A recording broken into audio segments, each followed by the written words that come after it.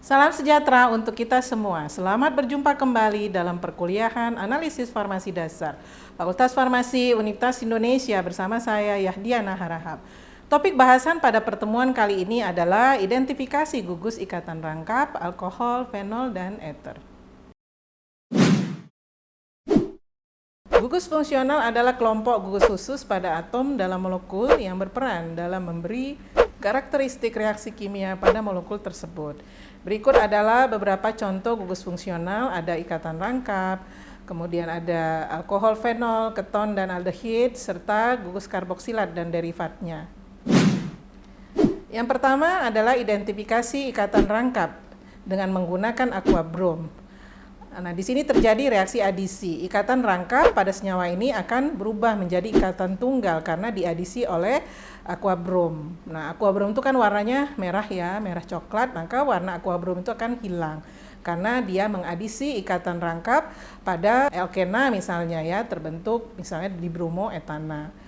Nah, kemudian seperti terlihat di gambar, sebelum reaksi, ini ada contoh ya pada minyak jagung, sebelum reaksi warnanya itu kuning pucat dan etanolnya jernih. Setelah reaksi dengan penetesan aqua brom, warna larutan minyak jagung menjadi kuning pekat, itu artinya positif, sedangkan etanol berwarna kuning pucat, negatif, karena di etanol tidak ada ikatan rangkapnya.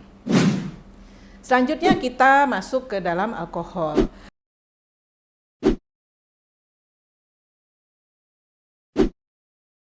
Nah, alkohol ini adalah senyawa organik yang mempunyai gugus OH yang terikat pada atom C dari rangkaian alifatis maupun siklik. Sebagian alkohol digunakan sebagai pelarut, ya, dia mempunyai sifat asam lemah, mudah menguap dan mudah terbakar.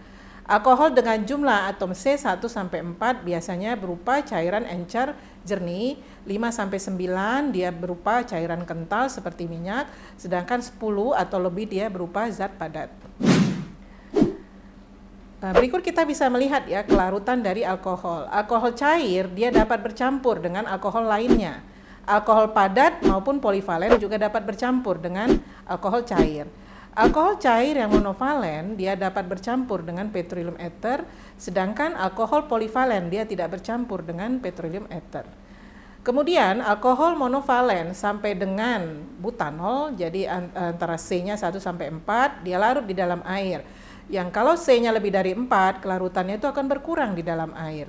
Dia akan lebih mudah larut dalam pelarut organik. Sedangkan yang alkohol polivalen yang banyak OH-nya, dia akan mudah sekali larut di dalam air.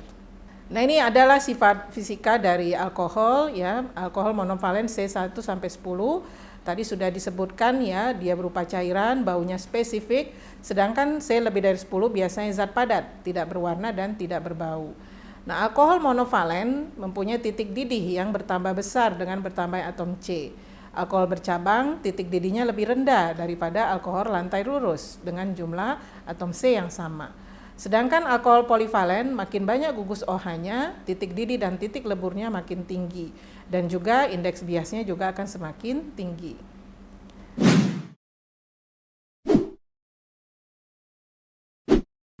Nah, selanjutnya kita masuk ke reaksi umum untuk alkohol, yaitu reaksi diazo. Nah, reaksi diazo ini ada diazo A ya, yang terdiri dari asam sulfanilat di dalam HCl, diazo B adalah natrium nitrit. Nah, ditambahkan campuran diazo A dan diazo B 4:1 ya, kalau perlu ditambahkan NaOH, kalau perlu lagi dipanaskan, maka akan terbentuk warna merah ya. Nah, untuk membedakannya dengan fenol, kita bisa mengocoknya dengan amil alkohol. Kalau warna merah tadi masuk ke dalam amil alkohol, maka itu adalah fenol, bukan alkohol. Nah, selanjutnya setelah kita tadi reaksi umum ini benar alkohol, maka kita lanjutkan ke reaksi penggolongannya. Apakah alkohol kita itu alifatis atau aromatis? Nah, untuk mengetesnya kita bisa menggunakan reaksi Markey.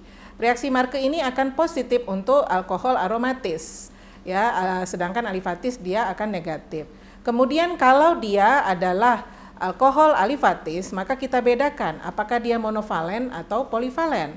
Ya, maka kalau dia monovalen, maka kita lakukan reaksi berikut ini untuk memastikannya. Yang pertama adalah reaksi esterifikasi, yaitu reaksi pembentukan ester dengan cara merefluks ya asam-asam karboksilat dengan alkohol. dengan menggunakan katalis asam sulfat pekat. Nanti akan timbul ya bau ester yang sangat spesifik. Ya misalnya metanol dengan asam salisilat, dia akan membentuk metil salisilat, akan tercium bau minyak gandapura dan seterusnya. Berikutnya adalah reaksi iodoform. Reaksi iodoform ini terdiri dari NaOH dan solusium yodi. Nanti kalau positif akan membentuk endapan berwarna kuning dari triiodometana. Nah, di sini ada struktur yang positif ya. Jadi kalau kita lihat dari strukturnya CH3, CHOHR, maka kalau misalnya R-nya adalah H, maka untuk alkohol primer hanya etanol yang positif. Yang lainnya biasanya untuk alkohol sekunder. Sedangkan alkohol tersier, dia tidak ada alkohol tersier itu yang dapat menghasilkan reaksi iodoform ini. Nah, ini adalah mekanisme reaksinya. Anda bisa melihat di slide ini ya. Tadi yang positif itu dengan struktur CH3 CHOHR ya. Kalau R-nya tadi H, maka untuk primer itu tadi hanya etanol saja yang positif. Lainnya adalah untuk alkohol-alkohol sekunder. Nah, reaksi iodoform bisa kita gunakan ya untuk membedakan metanol dan etanol. Kalau kita lihat dari struktur tadi, metanol itu akan negatif, etanol akan positif. Jadi kalau kita tambahkan NaOH dan iodin, maka akan muncul ya endapan kuning pucat dan bau iodoform, maka itu akan positif untuk etanol. Selanjutnya, untuk membedakan alkohol primer, sekunder, dan tersier, kita bisa menggunakan reaksi Beckmann. Nah, reaksi Beckmann ini kita menggunakan kalium dikromat dengan adanya asam sulfat pekat.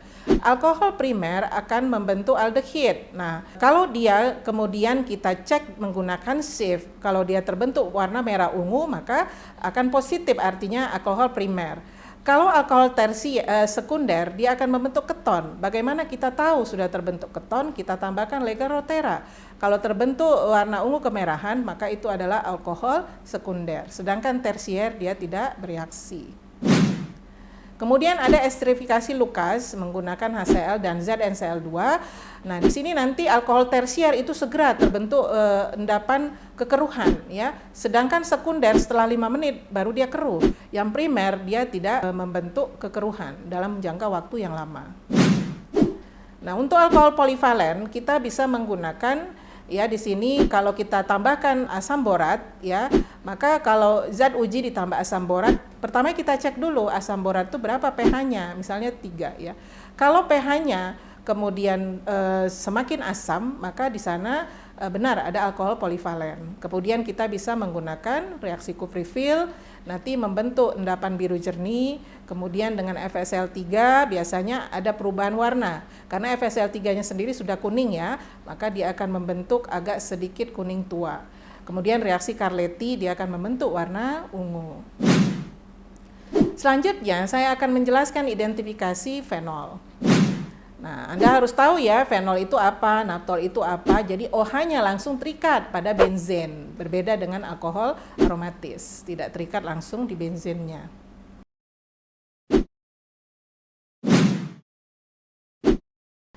Nah, ini beberapa contoh untuk fenol. Anda lihat sifat-sifat organoleptisnya bisa dibaca ya. Nah, kemudian reaksi pendahuluannya atau reaksi penggolongannya itu hampir sama tadi dengan alkohol, menggunakan reaksi diazo.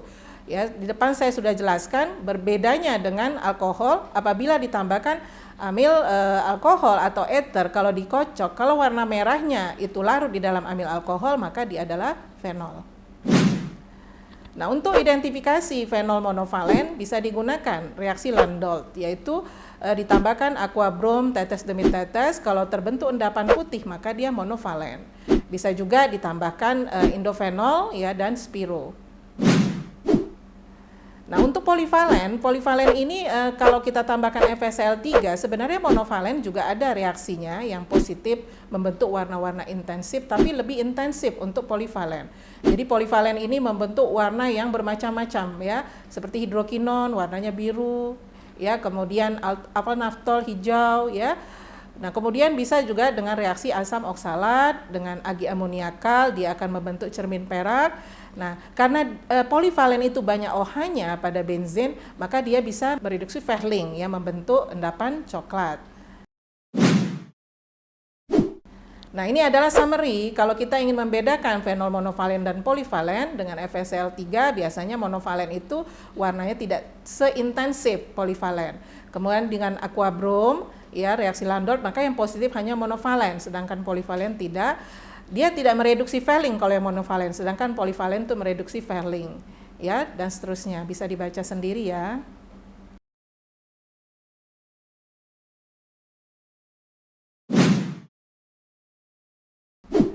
Nah, kemudian kita masuk ke identifikasi ether. Bisa menggunakan dua reaksi ini saja yang saya berikan.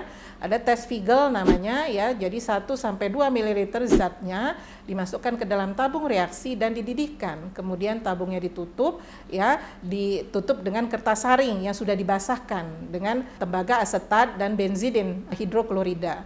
Nah, maka nanti akan terbentuk ya warna yang agak coklat. Kemudian yang kedua tes Zisel, zat itu ditambah dengan hidrogen yodida, dipanaskan, nanti akan terbentuk alkil yodida. Ya, contohnya di sini misalnya eternya metoksibenzena, kita reaksikan dengan HI ya, kemudian nanti akan terurai dia menjadi fenol dan metil yodida. Nah, ini nanti dipanaskan maka akan membentuk gas. Nah, gas ini kalau melewati kertas yang mengandung merkuri nitrat, kertas itu akan berubah menjadi warna merah atau kuning. Nah, perubahan terjadi lagi, perubahan yang terjadi ini karena terbentuknya HgI2.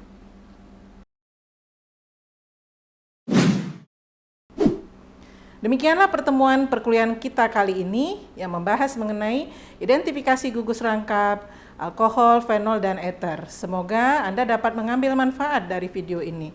Sampai berjumpa pada kesempatan yang lain.